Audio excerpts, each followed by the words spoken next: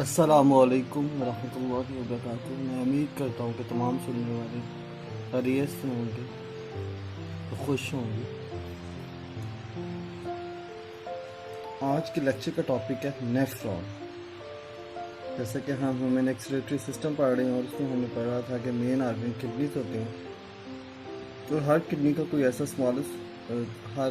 Organ का कोई ऐसा स्मॉलेस्ट यूनिट ज़रूर होता है, मतलब जो उसके पूरे फंक्शन के लिए रिस्पॉन्सिबल होता है। तो जो किडनी का वो स्मॉलेस्ट यूनिट है वो नेफ्रॉन है। Nephron structural and functional unit of kidney. तो नेफ्रॉन किडनी का फंक्शनल एंड स्ट्रक्चरल यूनिट है, ठीक है। और ईच ह्यूमन किडनी में 1 मिलियन नेफ्रॉन्स होती हैं। मतलब दोनों में मिला के 2 किडनी है, तो दोनों में मिला के 2 मिलियन हो गए। अभी नेफ्रॉन का स्ट्रक्चर अपीयरेंस कैसी होती है और स्ट्रक्चर वाइज कैसा होता है। Nephron is a tubular structure. ये एक ट्यूब्स की फॉर्म में स्ट्रक्चर होता है। द ट्यूब्यूल्स और हॉलो फ्लूइड फिल्ड ट्यूब्स। ये ट्यूब्यूल्स हॉलो होती हैं और फ्लूइड फिल्ड होती हैं, form by single layer of epithelial cell. और इनकी जो वॉल है वो सिंगल लेयर होती है एपिथेलियल सेल की। ये ट्यूब्यूल कॉन्टिन्यूस होती हैं, लेकिन कॉन्टिन्यूस होने के बावजूद इनके वेरियस पार्ट वेरियस फंक्शंस को परफॉर्म करते हैं, मतलब डिफरेंट फंक्शंस को परफॉर्म करते हैं। तो इसलिए इस कॉन्टिन्यूस ट्यूब को भी डिफरेंट स्ट्रक्चर्स में डिवाइड किया जाता है उनके फंक्शन के लिहाज से। तो इसलिए ये कॉन्टिन्यूस ट्यूब्यूल की जो डिफरेंट पार्ट्स बनते हैं या डिफरेंट पार्ट्स ऑफ नेफ्रॉन, ठीक है, तो वो आगे हम इंशाल्लाह 1 बाय 1 डिस्कस करते हैं। तो हमने पढ़ा कि नेफ्रॉन क्या होता है, स्मॉलेस्ट यूनिट है, किडनी का फंक्शन परफॉर्म करता है। ये एक ट्यूबुलर स्ट्रक्चर होता है, कॉन्टिन्यूस ट्यूब्यूल्स होती हैं, लेकिन उनको उसको भी फंक्शन के लिहाज से फंक्शन डिफरेंस के लिहाज से मुख्तलिफ पार्ट्स में डिवाइड किया जाता है। तो डिफरेंट पार्ट्स ऑफ नेफ्रॉन, ठीक है। तो सबसे पहला पार्ट नेफ्रॉन का जो है वो होता है, उसे कहते हैं Bowman's capsule. In each nephron inner end forms a cup shaped swelling, ठीक है।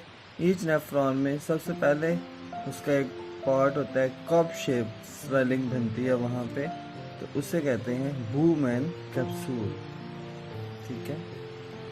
फिर सेकंड जो पार्ट डिस्कस करेंगे वो है glomerulus. Bowman's capsule is around a ball of capillaries called glomerulus। तो glomerulus जो है वो a ball of capillaries है, जिसके अराउंड वो कप शेप स्ट्रक्चर होता है, जिसे हम कहते हैं Bowman's capsule। Blood arrives at glomerulus through afferent arteriole। Bowman capsule की तरफ जो ब्लड आता है जिन आर्टरीज के थ्रू, तो उन्हें एफेरेंट आर्ट्रियोल कहते हैं। And leaves the area by efferent arterioles. और जब वो निकलता है वहां से वापस जाता है तो उन्हें एफरेंट आर्ट्रियोल्स कहते हैं। The blood vessel subdivides again into another network capillaries, the peritubular capillaries. जो ब्लड वेसल्स हैं वो सब डिवाइड करती हैं एक तरह की ब्लड नेटवर्क ऑफ कैपिलरीज में।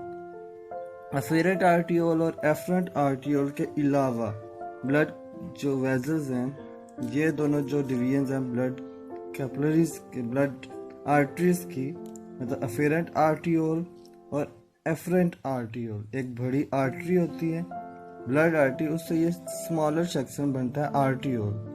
और ठीक है, इन आर्टियोल के अलावा मजीद वो जो ब्लड आर्टरी है वो डिवाइड करती है और पेरिट्यूबल कैपिलरीज बनाती है, ठीक है।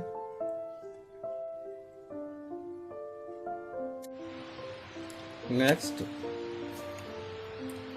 बूमैन कैप्सूल, ग्लोमेरुलस, वो एफरेंट और एफरेंट आर्टियोल और पेरिट्यूबल कैपिलरीज के बाद जो पार्ट हमें डिस्कस करने हैं वो ये हैं कि बूमैन कैप्सूल जो है वो continuous as, Bowman capsule structure जो है वो मज़ीद आगे कंटिन्यूस होता है। एक्सटेंसिवली कन्वोल्यूटेड प्रॉक्सिमल ट्यूब्यूल की फॉर्म में, ठीक है। एक्सटेंसिवली कहते हैं बहुत ज़्यादा, ये इंग्लिश का वर्ड है। कन्वोलेटेड, कन्वोल्यूजन्स भन को कहते हैं, दोहरा होना, ठीक है। कन्वोल्यूजन्स और प्रॉक्सिमल एक बायोलॉजिकल एनाटॉमिकल टर्म है। प्रॉक्सिमल कहते हैं अगर एक फ्रेम ऑफ एक रेफरेंस पॉइंट से कोई चीज़ नज़दीक हो, उसकी तरफ हो, तो उसे कहते हैं प्रॉक्सिमल, ठीक है। तो बूमेन्स कैप्सूल से ये कन्वोलेटेड ट्यूब्यूल्स नज़दीक होती हैं तो इसे इसलिए प्रॉक्सिमल कहते हैं। उससे जो ट्यूब्यूल्स दूर होती हैं उसे डिस्टल कहते हैं। प्रॉक्सिमल प्रॉक्सिमल एंड डिस्टल ये बायोलॉजिकल टर्म्स हैं, एनाटॉमिकल टर्म्स हैं, एक दूसरे का ऑपोजिट है।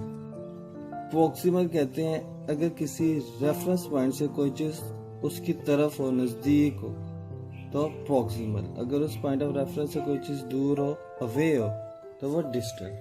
तो बूमेन कैप्सूल आगे बढ़ता है और क्या चीज़ बनाता है, एक एक्सटेंसिवली कन्वोलेटेड प्रॉक्सिमल ट्यूब्यूल्स बनाता है। उसके बाद लूप ऑफ हेनली एक रीजन आता है नेफ्रॉन का। उसके बाद डिस्टल ट्यूब्यूल्स आती हैं, ठीक है। The upper three region empties into, मतलब इनके अंदर फिल्ट्रेशन हो रही है ना, तो ये सब कुछ जो फिल्ट्रेट है अपना वो कलेक्टिंग डक्ट्स में गिरा देते हैं। एक और पार्ट है जो नेफ्रॉन के साथ एसोसिएटेड होता है, वो है vasa recta. These are capillaries other than peritubular capillaries. ये पेरिट्यूबुलर कैपिलरीज के अलावा कैपिलरीज होती हैं। These extended down to form a loop of vessels. ये नीचे की तरफ एक वेजल्स का लूप बनाती है अराउंड लूप ऑफ हेनली। ये भी लूप है ना, लूप ऑफ हेनली। इसके इर्द गिर्द जो ब्लड वेजल्स मौजूद होती हैं उनको कहते हैं वेजा रेक्टा। अब नेफ्रॉन का जो हमने स्ट्रक्चर पढ़ा है उसको ड्रामेटिकली देखते हैं। देखें, ये वो आर्टरी और वेन नज़र आ रही हैं इस तरफ आपको। अफेरेंट आर्ट्रियोल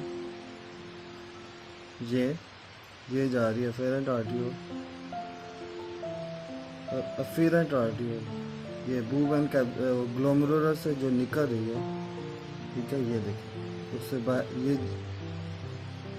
ये जा रही है, तो ये है एफरेंट आर्ट्रियोल जा रही है।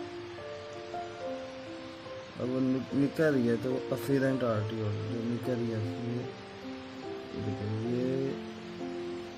ये एक नॉट बनी कैपिलरीज की जिसे ग्लोमेरुलस कहते हैं, ठीक है। इस जो ब्लड ग्लोमेरुलस में लेकर आ रही है वो कैपिलरी है एफेरेंट आर्ट्रियोल। और यहाँ से जो कैपिलरी अभी बाहर जा रही है बूमेन कैप्सूल से, जो कैपिलरी बाहर जाएगी उसे कहते हैं एफरेंट आर्ट्रियोल, बाहर निकलने वाली। ये वो कप शेप स्ट्रक्चर है, ये इनर एंड पे, तो ये बूमेन कैप्सूल। इसके अंदर ये जो नॉट है कैपिलरीज की, एक बॉल है, ये है ग्लोमेरुलस। इस तरह ये ऊपर ये देखें कन्वर्जेंस बन रही हैं, तो ये है प्रॉक्सिमल ट्यूब्यूल्स। ये जो कन्वोलेटेड ट्यूब्यूल्स हैं, देखिए ये जो बूमेन कैप्सूल है इसके बाद ये प्रॉक्सिमल ट्यूब्यूल्स, ठीक है, बन रही है प्रॉक्सिमल ट्यूब्यूल्स। और ये नीचे को जो ये इस तरह ये हैं लूप ऑफ हेनली, इस तरह लूप ऑफ हेनली है। ये प्रॉक्सिमल ट्यूब्यूल्स है, ये डिस्टल ट्यूब्यूल है, और ये वो है कलेक्टिंग डक्ट्स जिसमें वो तमाम चीज़ें loop of Henley, proximal tubule, distal tubule के बाद जिसमें फिल्ट्रेट आता है, ये है कलेक्टिंग डक्ट। तो ये ये थोड़ा स्टेबलाइजेशन में प्रॉब्लम है। ये है वो नेफ्रॉन की डायग्राम, ठीक है। तो ये आप देख लें, आपको मैंने समझा भी दिया है, ठीक है। ये वेन है, ये सारा ब्लड कलेक्ट होकर फिर वेन से वापस जा रहा है, ठीक है। ये ब्लड आ रहा है ग्लोमेरुलस कैपिलरीज में, ग्लोमेरुलस कैपिलरी में ये अफेरेंट आर्ट्रियोल है, और इससे जो बाहर ग्लोमेरुलस कैपिलरी से बाहर जो जा रही है आपको मैंने दिखाई, वो अफेरेंट।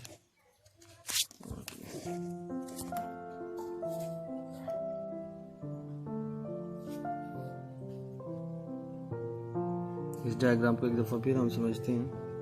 ये देखें, ये जो है ये कप शेप स्ट्रक्चर,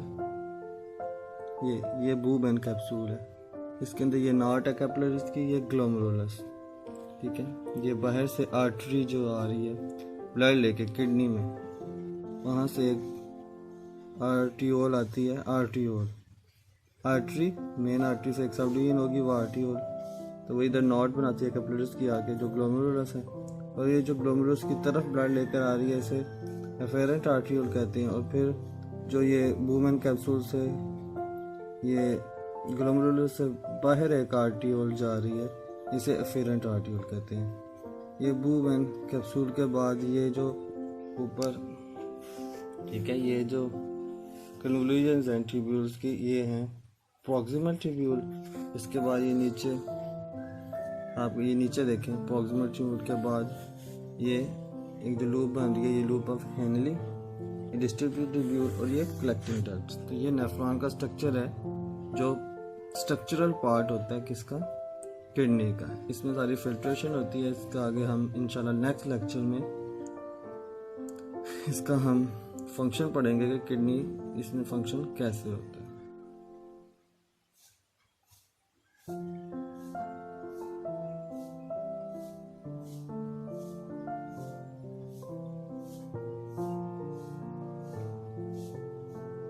ओके, अल्लाह हाफिज़। मुझे इजाज़त दीजिए, इंशाल्लाह नेक्स्ट लेक्चर में फिर आपसे मुलाकात होगी।